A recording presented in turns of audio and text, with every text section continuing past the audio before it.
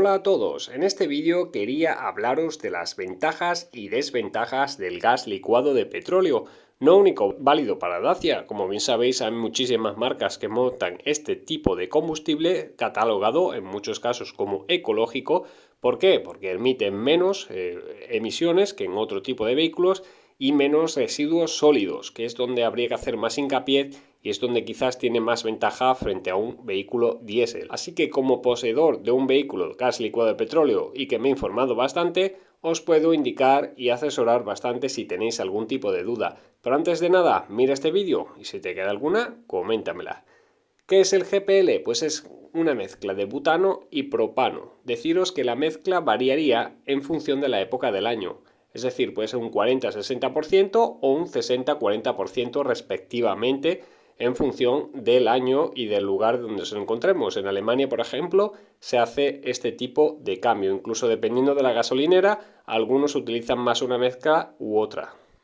En Europa hay más de 15 millones de vehículos de gas licuado de petróleo. En España quizás no está muy extendido, pero os puedo asegurar que os podéis cruzar España de arriba a abajo, de norte a sur y este a oeste sin ningún tipo de problema. Os aconsejo, eso sí, mirar si vivís, pues, por ejemplo, en una pequeña localidad y no soléis acercaros a ningún tipo de gasolinera cercana donde haya gas licuado de petróleo, pues quizás puede que no os compense.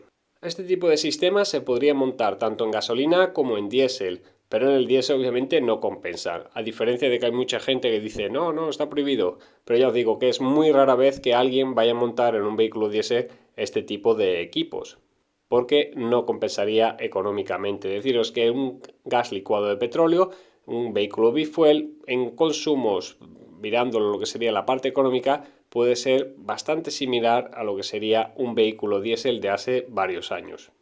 ¿Cómo funciona? Pues simplemente es muy fácil. Como bien sabéis, es un vehículo bifuel. ¿Qué quiere decir esto? Vas a poder funcionar el coche tanto en gasolina como en gas. Si lo pulsas y lo pones que vaya a modo gas, siempre arrancará en gasolina, pero pasado, dependiendo de la época del año, medio minuto o hasta 5 minutos, por ejemplo en invierno si estamos a temperatura bajo cero, pasaría el coche automáticamente a gas. No te vas a dar prácticamente ni cuenta. Esto es algo que se hace automático. Cuando se te acabe el depósito de gas, automáticamente el coche pasaría a modo gasolina y te avisa a través de una señal sonora. En mi caso, pues hace pip, pip, pip y listo, se pasa automáticamente a gasolina y ya pues sigue funcionando tal cual. En cuanto a mantenimientos, es algo muy sencillo. Tiene un coste un pelín adicional, un poco más caro que lo que sería un vehículo de gasolina. ¿Por qué? Hay que cambiar dos filtros. Un filtro que es de gas, que se cambia cada 20.000 kilómetros anualmente, igual que lo que sería pues el cambio de aceite, que este suele costar aproximadamente unos 60-70 euros. Y luego cada 60.000 kilómetros se cambiaría un filtro de gas líquido.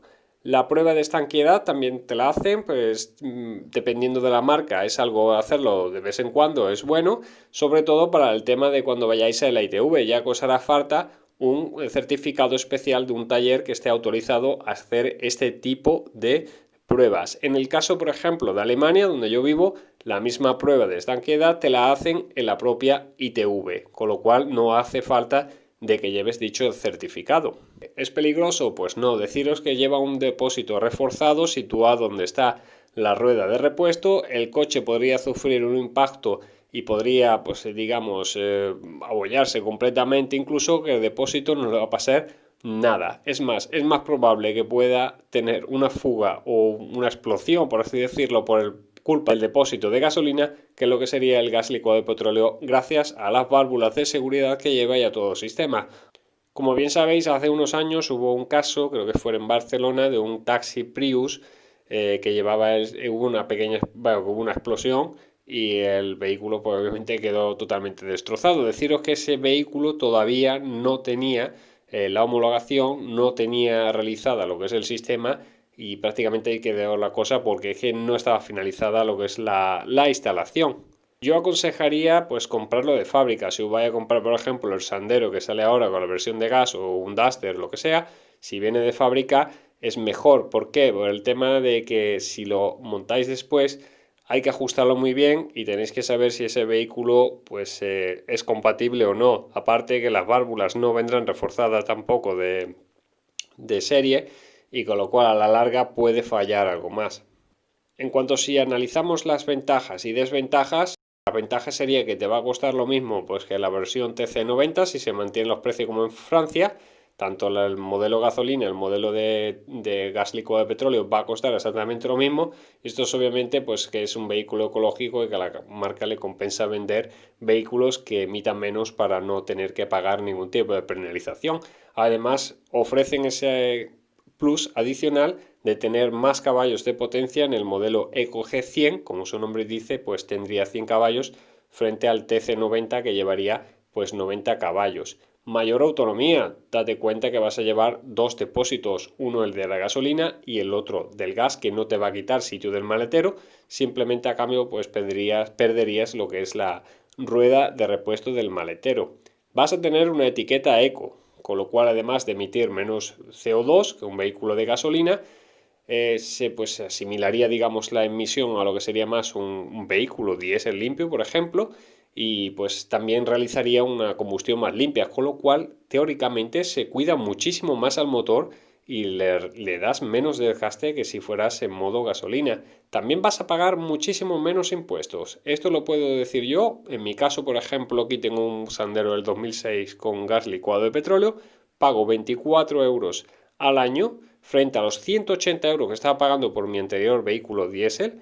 Y la versión de Stepway comprada en el mismo tiempo del mío, pues salía por 55 o cerca de 60 euros lo que sería pagar el impuesto anual. Ahora mismo han cambiado ya las normas y el que se compra un coche después, pues se ha modificado, pero os digo que mínimo 50 euros os vais a ahorrar seguramente. Se puede aparcar en todo tipo de sitio. Eso de que no se puede aparcar en aparcamiento subterráneo, en el caso de España, salvo alguna que otra pues excepción, pero lo normal es que no hay ningún tipo de problema. En algunos casos dicen que no dejan aparcar, digamos, en la última planta, digamos, en el subterráneo más subterráneo, que no podrías aparcar. Por ejemplo, si tiene hasta menos 5 plantas, pues en la menos 5 a lo mejor no te deja aparcar, pero si la menos 4, menos 3, menos 2, y eso lo indicaría en todo caso en un cartel. Esto vas a pasar más que nada en el tema en Europa. En España es raro encontrarse con este tipo de señalizaciones. Además, otra de las ventajas del nuevo Sandero y Logan es que van a indicar el consumo real de gas licuado de petróleo. ¿Qué quiere decir? El sistema está completamente integrado en el coche, no es un sistema adicional o como el que han estado montando hasta ahora, que sería un sistema aparte, digamos, que no sería tan fiable como eso, aunque obviamente si lo han montado en tantos modelos, pues ya saben ellos exactamente el tipo de configuración electrónica que tienen que darle para que vaya perfecto. Si nos vamos al apartado de desventajas, pues deciros que consume más. Suele consumir entre 1 litro y 1,5, probado ya por mí incluso, dependiendo de si vais en ciudad o en carretera, pero adicionalmente tenéis que ver lo que es el coste del gas licuado de petróleo. En Alemania suele rondar los 60 céntimos y en España 70, 75 o así. Si hacéis cuentas, va a costar prácticamente al final pues como un vehículo de gasoil que suele gastar pues unos 4,5 litros o así a los 100. Otra de las desventajas, como he dicho antes, pues sería el coste del mantenimiento. Tenéis que pagar pues unos 70 euros adicionalmente a lo que sería la revisión anual, el cambio de aceite, pues 70 euros más o menos en función del taller. Lo mismo te cuestan 40 que lo mismo te cuesta 80. Eso ya pues dependerá un poco del taller si es oficial o no y dependerá del precio de la mano de obra. Otra de las desventajas en España, por ejemplo, sería la red limitada de estaciones de servicio que disponen de gas licuado de petróleo. No hay tantas, pero lo suyo es mirar porque hay muchísimas aplicaciones para el móvil. Si miráis en Google o en cualquier parte, vais a ver si tenéis alguna cercana o que os pille de camino al trabajo o de los lugares donde soláis ir normalmente, y es una gran ventaja que tenéis. Además que suelen dar también un cheque de Repsol, con lo cual pues tendréis también 300 euros adicionales para gastar. Esto ya pues no depende es un poco privado y no sé si siempre lo estarán ofreciendo. Pierdes el hueco donde va alojada la rueda de repuesto del coche. Obviamente vas a tener el kit de pinchazos. Lo mejor y lo que te aconsejo, pues si tienes un seguro con grúa o si estás abonado a un club de automóvil, pues obviamente si tienes cualquier pinchazo no hay problema. Además ten en cuenta que en autovía, por ejemplo, está prohibido totalmente cambiar una rueda, así que en caso de que pinches sí o sí vas a tener que llamar a la grúa. Vas a tener algo más de peso en el coche, 50, 60 kilos, es como si llevaras una persona más. Ten en cuenta el tanque reforzado más el peso del combustible, es lo único que va a hacer adicional. Yo os puedo indicar que prácticamente en el consumo, vaya lleno o vacío, incluso los dos tanques, es prácticamente pues casi inapreciable. El motor se calienta más, esto sí es real.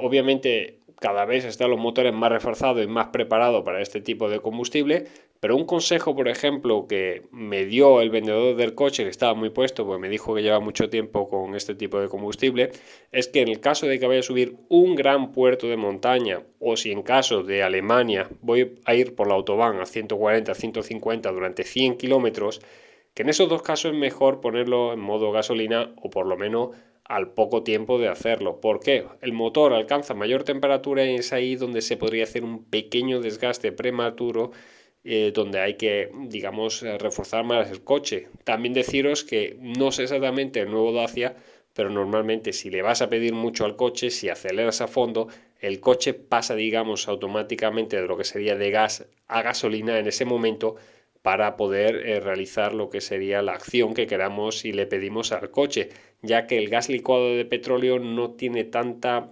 potencia, digámoslo así, tanto poder de explosión para poder actuar tan rápido a lo mejor como lo que sería el combustible de la gasolina.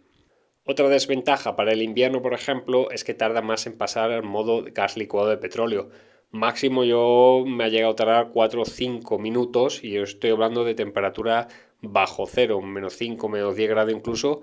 Máximo no ha llegado, nunca ha llegado a 10 minutos y es lo que vas pasando. Ten en cuenta que vas a ir por ciudad, pues esos minutos vas a ir en modo gasolina hasta que pase al modo de gas. Una pérdida de potencia es también, os puedo asegurar de que la diferencia es menor que si pones lo que sería el aire acondicionado. Yo creo que unos 5 caballos como mucho es lo que te restaría. Pero ten en cuenta que el nuevo, por ejemplo, el nuevo modelo de Dacia, pues va a venir con 100 caballos de potencia para el modo de gas licuado de petróleo y 90 para la gasolina. O sea que electrónicamente vas a tener sí o sí más caballos disponibles en el modo de gas licuado de petróleo. La tarea de llenado pues es un poquito más trabajosa que lo que sería el normal.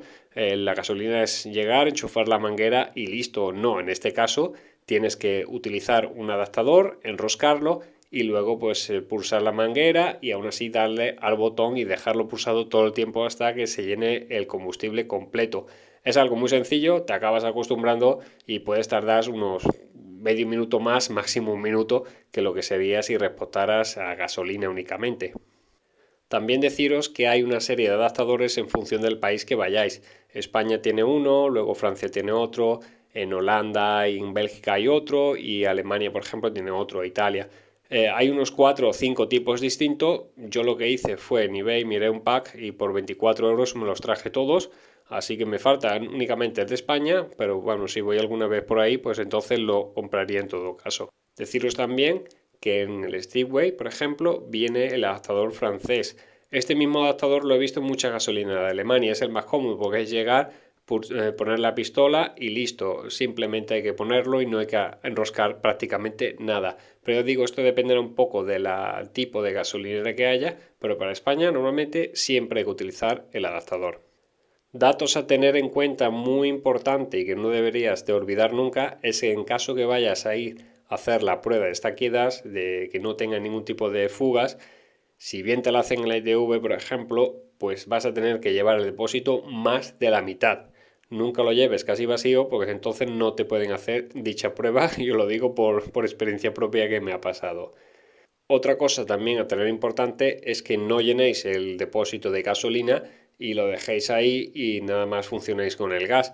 Yo lo que suelo echarle pues unos 10-15 euros de gasolina y cada mes y medio, mes y pico lo voy renovando. Lo pongo que ande un poquito más en gasolina, a lo mejor estoy varios días yendo a gasolina y luego vuelvo a renovar. Obviamente porque al final va a quedar una especie de residuos y no es tan bueno. También suelo echarle yo lo que sería la gasolina, digamos, la cara, la que más aditivos tiene porque va a compensar y mantener esa gasolina por más tiempo en mejor estado.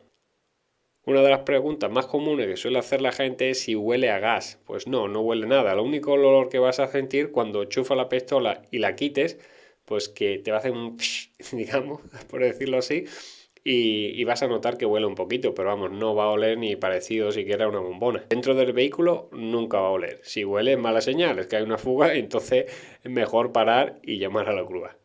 Otra de las preguntas que suelen ser bastante es si va a compensar debido al impuesto.